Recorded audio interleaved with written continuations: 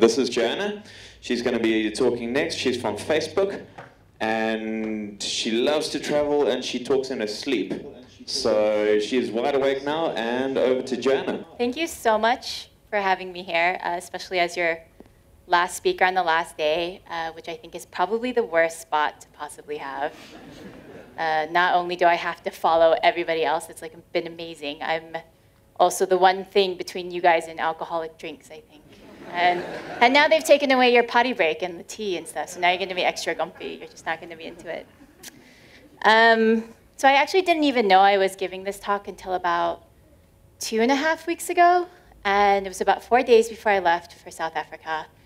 And it wasn't until after I accepted that Theo then sort of messaged me. It was like, TBD, or BT dubs, you're going to be the last person. So I went home and I told my boyfriend, I was like, I'm going to be the last person. And he was like, ugh. And I was like, wait, what does that mean? What do you mean? What? I have no idea, because I'm thinking last person, half the people are gone, nobody's paying attention, nobody even cares. And he goes, Joanna, don't you realize people only remember the first and last person? And then he goes, you're screwed. He literally said that to me. He's like the worst boyfriend ever. He was like, you're totally screwed. So I didn't think about it too much at first. I was so busy packing up and planning my trip and wrapping up stuff at work until I got on the plane. And then I had a lot of time to think, because that's a really long plane ride. It's like 30 hours or something. And then I started being like, oh, getting a little nervous. Do I have time to prepare for this? I have to create this whole thing from scratch, and maybe I should cancel. Until I got to Cape Town. I flew into Cape Town. And I got to the hotel, and the hotel receptionist gave me this. Do you guys know what this is? I mean, you obviously know what a shark is, but this is a flyer that was given to me for a shark tour in Cape Town. And I have no idea why this company possibly thinks that this is good marketing material, because I don't know how this is meant to convince tourists to go on this tour more, because this is freaking terrifying, right? And I was like, no, thank you, that's not for me. And he goes, well, actually, this is the most popular thing people do in Cape Town. And then I was like, oh, and then I had FOMO. Do you guys know what FOMO is? It stands for fear of missing out, and I had it really bad, because I was like, I'm not gonna fly 30-something hours and not do the most popular thing in Cape Town. So naturally, I signed up for a tour, and then I had some real talk with myself, Joanna, come on, surely, if you can do this, if you can get in the water with this, I think you can handle this talk, preparing it. So here I am, although I admit I actually ended up not doing the shark tour because they canceled on me, not because I'm chicken. And that's the moral of the story, so let's get started. So as you can see from the slide, my name is Joanna. I am a product designer at Facebook. I work on the profile team alongside 3 other designers. So if you see anything on your profile that you really hate or dislike, you are welcome to blame any of the other 3 people, because it obviously was not me. And I'm here to talk to you about designing at Facebook scale.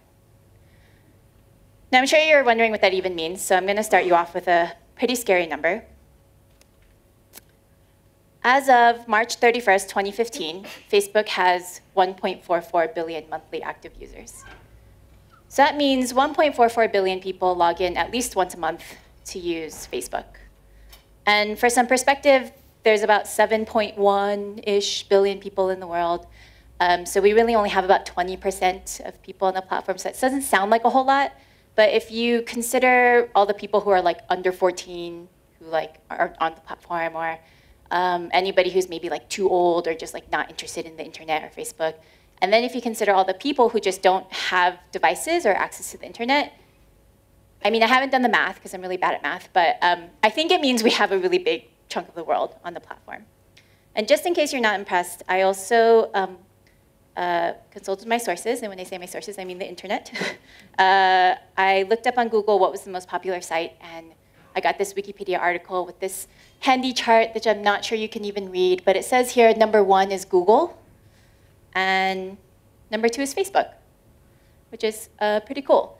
So on Facebook itself, newsfeed is the #1 most viewed surface or most used surface, followed pretty closely by profile at #2. Every usage of all other surfaces dropped pretty dramatically after that. So when I think about it, and I try not to think too hard about it because it makes my stomach a little queasy, it means that I'm designing on a surface that's equivalent to like the 3rd or 4th most viewed surface in like all of the internet. Although when I say it in my head, it's like a lot more ominous sounding, right? It's like all of the internet, you know, like on and on forever. It's like really intimidating. So what does that mean? It means that I go into work every day and I feel a little bit like this. I feel like this golden retriever that's like on this laptop that has no idea what she's doing. And I'm only half joking. I also just really love this photo, so I put in almost everything that I do. But what it really means is if you are a Facebook designer and you are working on the big blue app, there is a pretty distinct set of considerations and challenges that we sort of come across that a lot of other designers probably won't have to, depending on which project they're working on. One of them being really highly unpredictable content. So as you guys know, on Facebook, the majority of the content is user-generated, which means we don't have a ton of control, and we spend a lot of our times as designers simply creating systems that sort of wrap sensibly around this content. One of the more common issues that we sort of come across is one of volume, meaning like a single surface that has to support lots and lots of content as well as like very small amounts of content. And profile is actually a really good example of this. This is Athaline Kermi's profile. She is a good friend's mother, and she has the perfect example of a non-friend empty profile. I'm sure you guys have seen a ton of these. I also just chose her profile because I love her cover photo. Like, it's like she's like posing with a tiny Pope statue. And also, it's clearly like a screenshot from an iPad or something that she's uploaded. She didn't even bother to crop out the Chrome, which I find so endearing. It like reminds me of my own parents and like their ineptitude with tech. Does anybody else have to deal with that? Like, yeah, like my parents call me every week and they're like, how does email work? You know, whatever. So looking at her profile, obviously, she's got her Pope cover photo. She's got her profile pic without any face in it. There's a little blurb of text that tells her we have a mutual friend, which is not even generated by her. That's like Facebook generated. And if you scroll, then you can see, did that actually animate? Yeah, okay. You can see her first post is that she uploaded her cover photo. A year later, she apparently uploaded that profile pic. And a year after that, she was playing something called Bubble Witch Saga, which I don't even know what that is, but it's pretty empty, you can see. And in contrast is my friend Cassandra's profile. She's a buddy of mine back in San Francisco. And this girl is, she's obsessed with social media. You know, like she's like Twitter, Tumblr, whatever, Snapchat, all of that. And I can guarantee you she is going to die someday via Instagramming while driving. And you guys laugh because you think it's like not real, but I'm not even joking. Like I've straight up been in a car where she's like this. You know, she's like taking a picture this way, driving through like a busy street intersection. So I don't ride with her anymore. But as you can guess, her profile is really full. She's got, let's see what we have here. Cover photo and profile pic. You can see she's been to Vegas recently. She apparently had lunch with her friend Caitlin Monday at 12 p.m. She posted a video Sunday at 8 p.m., making plans with a friend Sunday at 3 p.m., talking about a cleanse after Vegas Sunday at 2:20 p.m., picture of her in front of the Vegas sign Sunday at 12:30 p.m., another picture of Vegas Sunday at 2 a.m., and then, of course, the obligatory selfie with her and a very large alcoholic drink at, let's see, Saturday at 11:30 p.m. So as you can tell, like these are in pretty stark contrast. You know, Cassandra posted more in 3 days than Athaline posted in 3 entire years. And they obviously live on the same surface. They're supported by the same design system, and they need to be supported equally. You know, I can tell you that these empty non-friend profiles are just as common as the full ones. So pro tip for if you're dealing with really large variable amounts of content, just be sure you're designing really flexible systems that degrade gracefully. I know that for a lot of the advanced designers, that's just like design 101, but I cannot tell you how many people just like don't, they just don't. Like, I don't know why. So that would mean instead of just doing the one perfect design mock with you know, the perfect blurb of text that just takes the perfect amount of visual space and like the beautifully Photoshopped stock photo that's been artfully cropped, like don't look at me like you haven't done it, we've all done it. You need to also be mocking up your degraded states, like multiple degraded states as well as your empty state, and just making sure that at every step along the way that it's living up to like a stress test and that it's as robust as the full state. And try to do that before you pass it off to the engineers because they get really annoyed with that. Another common concern that Facebook designers have is how to be sensitive to our users' content. Do any of you guys know what this is? Wait for it to animate. Does it animate? Yeah. It's okay if you don't. It's called Year in Review. We launched it in December of last year, and it was meant to be a way for users to just sort of reminisce about their top moments that year, and then share it out really easily to their friends and family. So the way it worked is we would pre-fill with a couple images like that we considered high engagement, so things with lots of likes, lots of comments. And I think you could then pick like a customization and then, like a theme, and then you could add and edit photos and then share it out. So mine was really cool. I got photos of like me and my boyfriend, and photos of me on vacation, photos of me at my friend's birthday. It just generally made me feel good. I got like all the nice warm fuzzies and stuff. And one of the additional features of Year in Review was if at some point you didn't make one, we would sort of lightly upsell you on making one via a newsfeed unit. So it looked a little something like this. So this is a screenshot from Eric Meyer's newsfeed. I don't know if you know who Eric Meyer is, but he's like fairly well known in the CSS world. And this is in the center a picture of his daughter, which doesn't seem like that big of a deal. Like, cool, it's his daughter. Except that his daughter actually died earlier that year. So instead of Facebook giving him these like nice, warm, and fuzzy feelings, we basically sucker punched him in the face. Now, the product designer who created this, I'm sure, he wasn't intentionally trying to bring up tragedy, things like deaths of loved ones or breakups or divorces, but he did make the assumption that all high engagement content was good and positive, and the amount of content that wasn't good and positive was negligible, like he just didn't account for it. So what does that even mean? And I hope somebody knows who this is, because otherwise I'm going to feel very awkward and nerdy up here. This is Picard. So what does that even mean? It means that when you're designing at Facebook scale, edge cases can't really be dismissed. Like, I know this is something a lot of designers say. Like, if somebody comes up to you and they're like, hey, what about X, Y, and Z? Like, the amount of times I've heard of designers say, well, it's just an edge case. Like, we just won't worry about it, no big deal.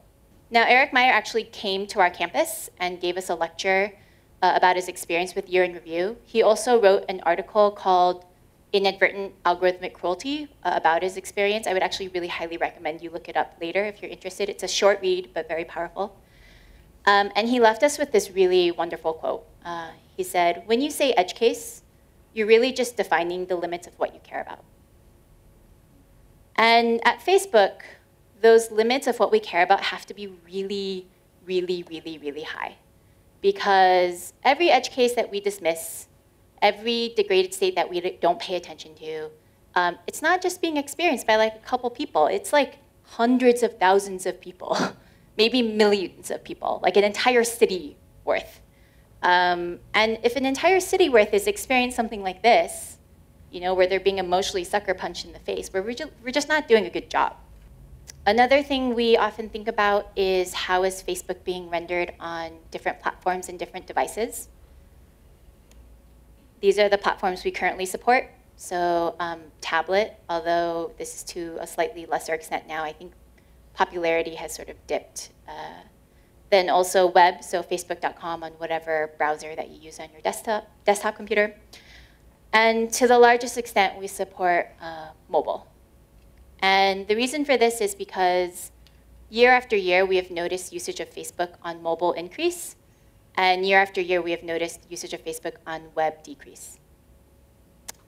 You may have also seen this article that was posted sometime last week where Google stated that more than 50% of their searches are now on mobile devices, not desktop. And one of the reasons for this could be that a lot of the growth we're having these days is in emerging markets where countries where owning a desktop computer or a personal computer is still incredibly expensive and just really impractical. For example, this is Ipang, I think. I actually don't know how to pronounce his name, Ipang. He is a migrant laborer from Indonesia. He was a research participant in one of our trips to Indonesia. And he had dropped and broken his phone, and he told us this. He said, I'm looking to pay around 300,000 rupiah, which is about 360 rand, for a Chinese cell phone. But I think it's going to take me at least 2 months more to save that much. It's a big investment for me. So for people like Ipang, for Ipang and people like Ipang, a mobile phone is still going to be the lowest barrier of entry for using the internet. And when they buy that phone, it's going to be like the cheapest phone they can find. So keeping that in mind, what are the mobile devices that we support? And my answer to that is all of the things. I mean, not all of the things, but we try our best. So obviously, we support the most recent iPhones and Android phones. We also support older generation phones, so phones that are about 3 to 4 years old, significantly smaller screens, usually with smaller internal memory and just like less features generally. And to an even larger extent, we have to support feature phones. Does anybody remember like way back when, like coding and doing like HTML and CSS for IE6? Nobody? I'm like dating myself. There's like 4 of us. Okay, so for those of you who don't remember, it was a huge pain in the ass, like seriously. If you wanted to write CSS for IE6, you had to write a whole separate set of it just to make sure your design's rendered correctly. And I cannot tell you the amount of times I begged my manager where I was like, can we just not do this? Like, this is so stupid. Who uses this? And it was, the numbers always came back, and it was some ridiculous percentage of the world still used IE6 like 5 to 10 years after it was launched. So we kept having to support it. And feature phones are sort of like the IE6 of mobile phones. Like, they're super old. The screens are incredibly tiny, like an inch or something. Usually no touch capabilities, and sometimes not even image rendering capabilities. So just really, yeah. And they're used a lot. I've seen them quite a bit here, actually. I don't know what the numbers are, but just in my couple weeks that I've been here, I've seen a lot of people still using feature phones. And I've definitely seen a really scary pie graph on a different research deck that said they estimated usage of feature phones in Indonesia at like 53%. And I think Android was 10%, iPhone was 2%. So I don't know what the rest of it was, but obviously like iPhone and Android are not used that much. So what does that even mean? It means that design for lower-end devices needs to be intentional and not an afterthought. And I actually don't know if you guys are doing this already, because I think it's a little bit different of a scene here, but I hope you are. So, in the same way that I probably would never use an Android UI pattern on an iPhone or vice versa, I would never design something on my iPhone 6 and expect it to be at all appropriate for like any of the other phones that we designed for. So one of the ways Facebook accounts for this is we actually end up supporting multiple mobile web apps. As you can see here, the one on the left is a version of our mobile web that has pretty close feature parity with our native app. Not perfect, but close. And it sort of ranges down all the way to the right, where this is a text-only version of Facebook. We also recently launched something called Facebook Lite. which you may have heard of, I'm not sure. It's a really, really lightweight, really highly compressed version of our native app. And this was designed specifically for those phones I mentioned before with lower internal memories and countries where internet's really slow so that they can like download and get updates really easily. So just a pro tip, if you happen to be designing for really, really small screens, just be really extra conscious of Chrome. I think a lot of people forget about that. Most phones have a status bar. They're gonna have like a header Chrome, and then they might have a footer Chrome, and then the keyboard's up, and next thing you know, it's like you have like this much screen left to actually work with, which is like not great. Let's see, another thing we also are widely concerned about is varying internet speeds and costs in different countries. And when I say varying, I mean just slow, like really slow internet speeds and really expensive internet. This is Devi. She's a mother in Jakarta. She is another research participant in a separate research trip to Indonesia that was specific about check-ins. And she told us this really lovely story about how she would come home every day and she would check into Facebook so she could show her family on Facebook how much she loved them, which I thought was like super cute. But this is her phone. And every time she would go to load this check-in screen, it would take 5 minutes to load. It would take so long. This woman would go into the other room and make soup and then come back and like finish her check-in. Like it's an eternity. Like 5 minutes at home, like I could probably log in on Facebook. I could like log in on Twitter, check my updates, take a nap, get up, have a snack, and probably still go back on Facebook and like check my updates. And I'd probably still have a minute to spare if we're being like realistic here.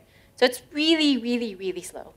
And this is not uncommon. We've also done research in India and found similar reports. We have, I think, like 1.2 billion people in India, and the majority of them are on 2G. There's about, I think, 18% of the towers even have 3G capability, and the majority of those are so overloaded that it just ends up being 2G quality anyway. And internet's really expensive there. So in India, the average weekly income is about 132 Rand per week, and a 1 gig pack of data costs about 36 Rand. So this combination of really slow internet and really expensive internet means that Indians have become really, really hyper aware of their data usage. And they've ended up with all these like weird hacky behaviors to just like avoid having to use data altogether. Things like sideloading apps. So just like putting apps on their phone via their computer so they don't have to use the data to download it. And they just like don't bother updating ever. So they'll have apps that are like years old on their phone. I've also heard of people saying that they they only use internet at certain times of the day because they've heard it's faster.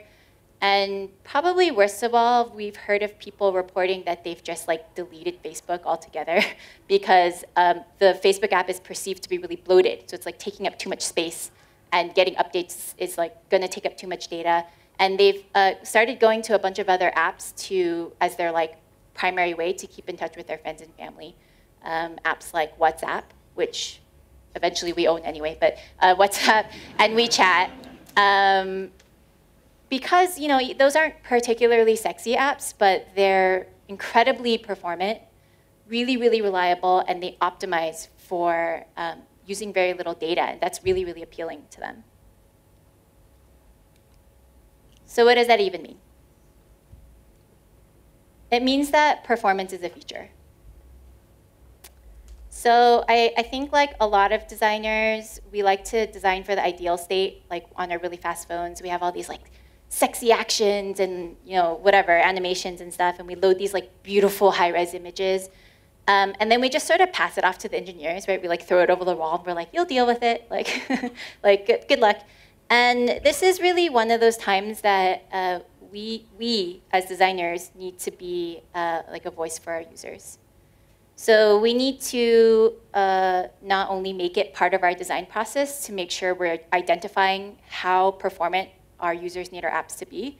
We need to be doing just like the little finicky, like detail-oriented things where we optimize our designs for like things like clicks or like not using big images or like making sure offline content is available. And then just generally being a champion for performance, like being that really annoying designer that like taps your engineer on the shoulder and you're like, hey, this is really important. No, really, this is really important. So yeah, and if you're an engineer, because I know there's some of you here, like just do it, trust me. And again, on a more tactical level, if you're dealing with really slow internet speeds, if you're designing for a country with slow internet speeds, remember your loading and error states. They're really, really important and very easy to forget for people who are in really fast phones and fast internet because we basically almost never see these. But if you think about Devi, that poor woman in Jakarta, and she has to stare at that loading screen for 5 minutes, like that better damn well be a good loading screen, right? And if the app times out, she really needs an error message after 2 minutes telling her that she needs to reload so she doesn't spend like another 10 minutes of her life staring at that spinner, because that's horrible. Cool, so the last thing I'm just gonna sort of touch on is cultural specificity. Obviously, when you're designing at Facebook, you're designing for literally everybody of every age and of every culture, and you're bound to come across a few sort of interesting cultural specific issues. This is a pretty simple but fun example that came in pretty recently. This is a screenshot from one of our internal employees. It's her newsfeed, and she gave us some internal feedback, and she reported that I opened up Facebook in my mobile browser this morning and almost had a heart attack because I saw what looked like a death notice of one of my friends. To my utter surprise, cannot describe that strongly enough, it was not a death notice, but a birthday announcement. So Facebook made this woman think her friend died. Like, that's a pretty bad experience.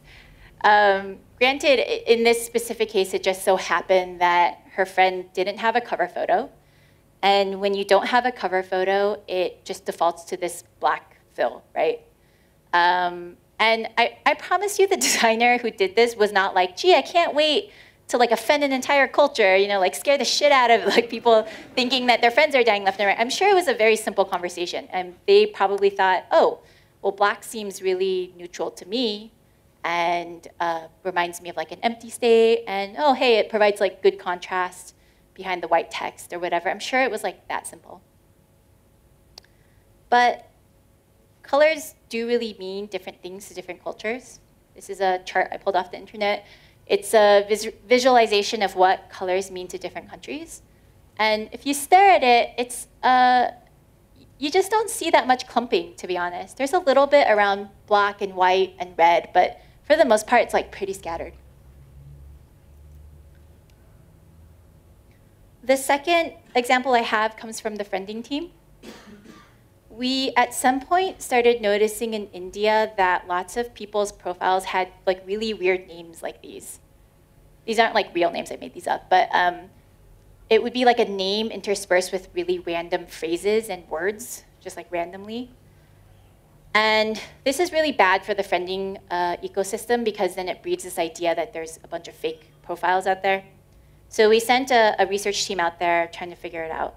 And we found out that in the Indian culture, there are like a certain amount of names that are like incredibly, incredibly common.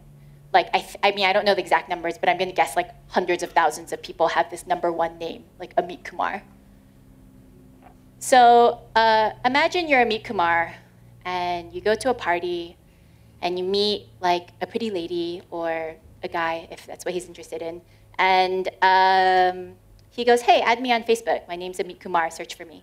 And they go on Facebook and they search and they just get like thousands and thousands and thousands of search results. We also found out a lot of Indian profiles look like this. No profile pic with a face in it, no picture in the cover photo, usually some sort of fake information. I think this one says, student at Facebook, past student of the year. What does it say? Studied at some other college. And So again, imagine getting those thousands and thousands of search results and then tapping through to each one and finding like no information whatsoever to help you realize that you're that you have found the person that you're looking for. So the reason we figured out for this is that in the Indian culture, there is like a bit of a fear about your reputation, like your reputation is everything. And a lot of people were afraid that their pictures would be stolen off Facebook and then abused in some way, like used somewhere else in like some sort of compromising position. And there were all these like deep social repercussions if you shamed your family, if your reputation was ruined, it would like ruin the reputation of your whole entire family. So Indians got really clever, like I said, and they created these names so that they could go to a party and be like, hey, look for me, my name's like Amit, I love cheese Kumar, or whatever, you know, like whatever you wanted.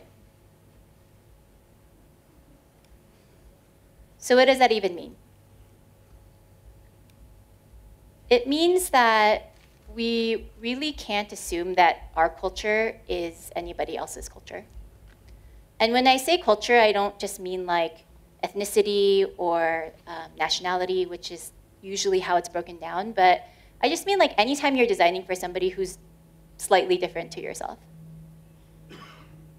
When we don't have enough information about our users, and when we don't have enough information about our users' needs, we usually default to our own experience as a barometer for our design decisions. It's natural, you know, like we all just assume that our experience is everybody else's experience. But in the case of Facebook, we can't do that. You know, we have to, we can't underestimate how little we really know about the subtleties of like another culture and another society and how they work and how they use the products. So last pro tip, with that in mind, research is your friend.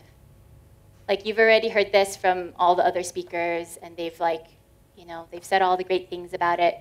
We all know it, and yet for some reason, when it comes to the design disciplines, it's always the first one to go, for whatever reason.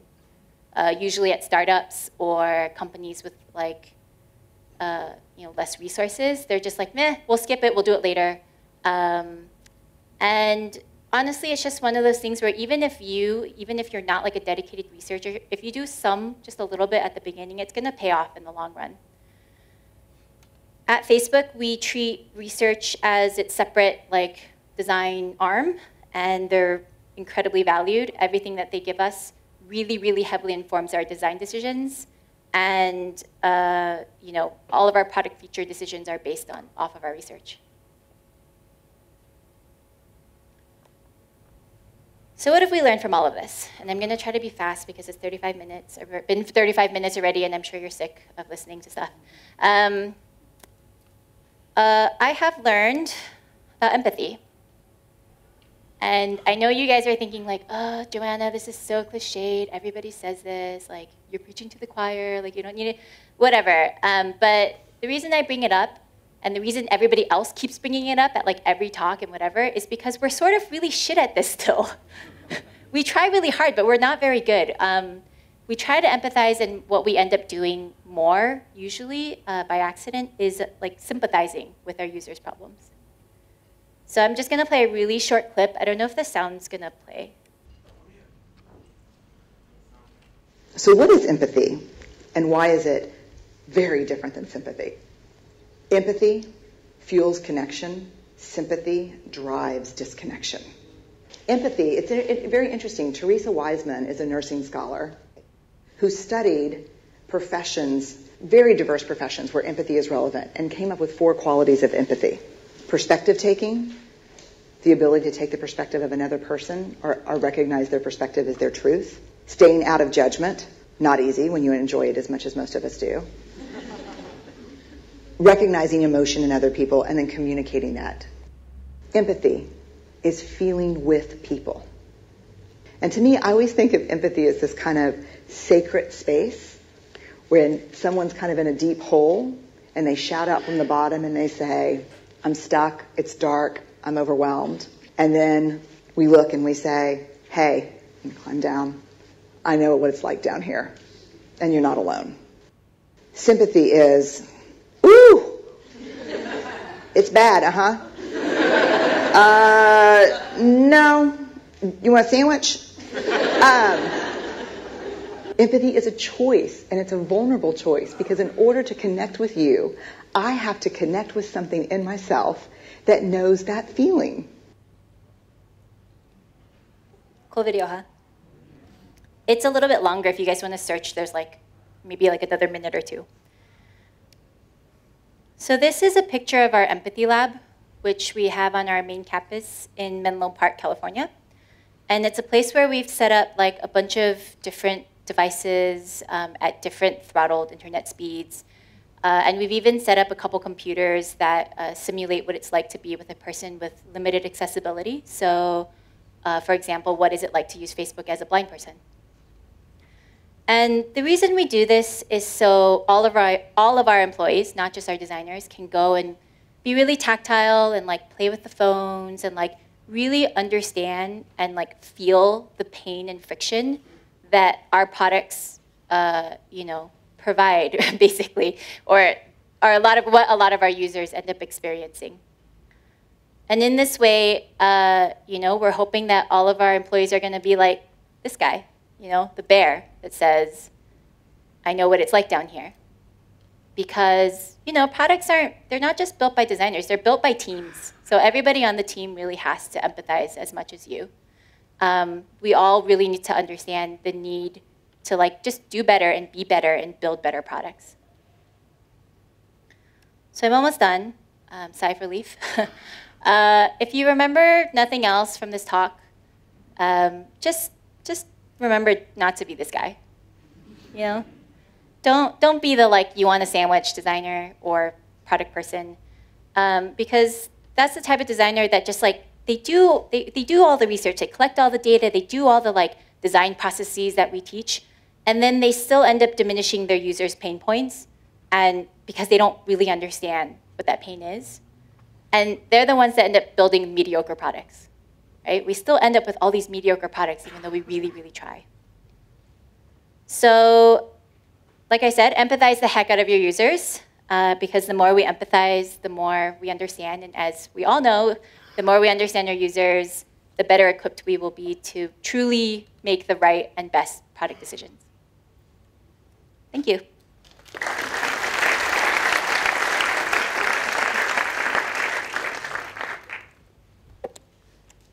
Before we do questions really quickly, I just have two things.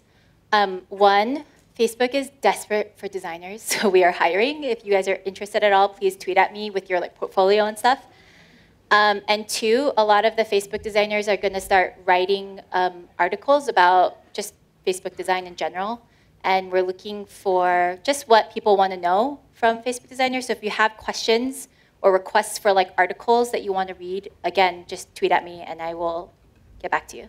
That's going to be changing all the time. Yeah, totally. That's a good question. So we do have internal interface guidelines that we have maybe 4 or 5 designers that meet every week, and they just sit and have a powwow every week and talk about what's going to be an official standard of Facebook. We are encouraged to use common UI patterns that already exist within Facebook and recycle components that already exist. We also obviously have a bunch of our assets on a central server that all of the front-end engineers will generally pull from, although that's not perfect because things will get things will get added and certain things won't get removed. And so sometimes you'll see older icons depending on where you're looking. And sorry, did you also ask how do we work with our front-end engineers generally? Or between the front-end engineers and the designers? So for better or worse, the designers at Facebook are given pretty much all the power. So if I want to make a new component, I can make a new component. But somebody at some point will question why I've created it. So there are some checks and balances. So it's not a matter of if I tell the engineer I want to make a new asset, they'll do it. But usually, like I said, a few people will ask along the way, do you really need to do this? Yeah, does that answer your question? Your patterns. I'm sorry, what software do we use to maintain? You were talking about having software where you would have design patterns? Oh, well, I mean, not like software. It's a group of people that we use internal groups. And so they'll basically just make a post and be like, BT dubs, like this blue button is now the blue button that everybody's using for like actions or something like that, Okay. you know? So it's not like a piece of software or something. I think we do use Dropbox for maintaining just general basic assets. Like if you need to get a random button and you need to put it in your mock, we do have like a folder that you can pull those from. The other thing I'm curious about, you mentioned other people on your team. Who are they? The other designers? Yeah. What do you want to know about them? Well, you mentioned the name. I was at Hot Studio for a number of years. And I know Cool. Okay, yeah. None of the people that I work with are Hot Studios, hotties, I think that's they're called, right? Yeah, they're none of them are Hot Studios, but I know a lot of them. Cool. Yeah. Thanks. I think there was one guy who was waiting. This one on the end here. Yeah. Okay. So the way Facebook works is product designers are responsible for one feature, not one platform. So we don't have like dedicated Android designers or dedicated iOS designers or something. So if I create a feature, I have to make sure it works across all of those platforms. We don't have any particular like methodologies or standards that help us along the way. I think we're just all responsible for knowing what works and what doesn't work. We are given a number of test devices, and like I said, we go to the Empathy Lab to use that, but yeah, that's about it. Cool.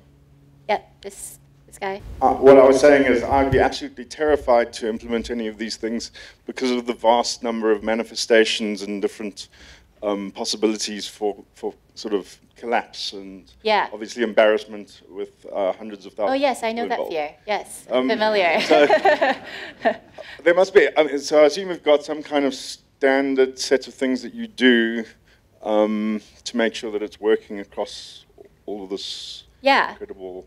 Yeah, totally. So besides just like testing manually ourselves on all the separate devices, we do a lot of testing and data collecting before anything gets shipped public. Like I can't even tell you how many iterations that take weeks at a time on like a tiny feature we have to do before anything is okay to go out to the public.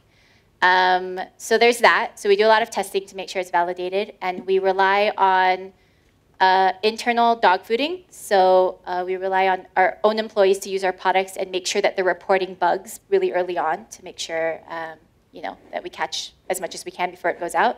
Then once it goes out, we also rely on users reporting stuff. We have people dedicated to keeping track of like complaints on the website and stuff like that, and see if there are patterns of like a lot of people complaining about a certain thing. And then I think we also do like an amount of just UI testing within our research labs. And I think that's it. Does that make sense? Yeah, cool. Sorry, this gentleman in the front. Here we go. Okay, hi Joanna, thanks for the talk.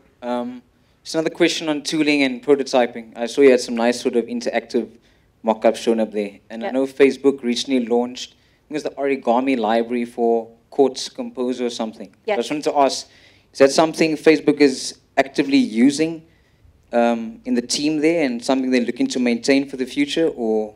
Yes, yeah. So prototyping is a huge part of our design process, and we are, all of the designers are encouraged heavily to pursue it. There's two different prototyping tools that most people use about equally. There's one called Framer, which is, I think, open source, and probably, if you have any background in like doing HTML, CSS, or JavaScript, will be the easiest thing for you to learn. We generally say Framer is for if you know exactly what interaction you want to make and you just want to show it to somebody, you can do it in Framer. Origami is a piece of software that we've created on top of Quartz Composer, which is a piece of software owned by Apple. It's really old. I don't know why we chose to do that. It actually was originally meant to, it was meant to be used to design like screensavers or something. And every year that they update the OS, there's like one poor dude at Apple that has to like spend a day updating Quartz Composer to make sure that it works. And apparently we know him because we're always like, please update Quartz Composer. So Origami, like I said, yeah, I think have you seen the website that they recently launched? You haven't checked it? Yeah, if you look for like Facebook Origami, they've launched a new website that actually has tutorials and has like a few just really good informational things about how to get started in origami. And that, like I said, is used maybe the other 50% of the time. And that's more for like if you are sort of experimenting with interactions and you want to get it just right. You're like, what is the exact bounciness? What is the exact speed? What is the exact easing? And you can tweak it really easily. But the learning curve is very, very steep. So it took me a long time to get used to it. And I'm still not like really, really good at it. Yeah. Cool. I guess this last question you said? Okay, yeah. And then we'll do the panel. So yes, last question. Oh, I'm not technically allowed to talk about anything. It hasn't been launched yet, so you guys will see it hopefully in the next 6 months. But I know it's very slow, the development cycles. Oh, actually, no, there is something I've done that's public. Do you guys know what major life events are? Yeah? Okay. You what? But yeah, like being born, or like if you get married, or if you whatever. So the MLE composer, we call it MLEs, MLE composer on web, you can, a lot of people were complaining that when they created an MLE, and sometimes they were just like backdating their jobs or something, it would get published to newsfeed. And then people would be like, oh my God, you like moved jobs? And then you'd be like, no, that was my job 5 years ago. So we ended up having to default it to never publishing to newsfeed. And then people were putting their new jobs and waiting for all the congratulations and likes and comments, and nobody would say anything. And so then people started complaining, like, how come nobody likes my new job? So I had to create a control that basically gave you the, you can opt in to publishing to newsfeed as well as your timeline. So that's technically public. That was very small, though. That was at the beginning. Yeah, anyway, thank you, guys.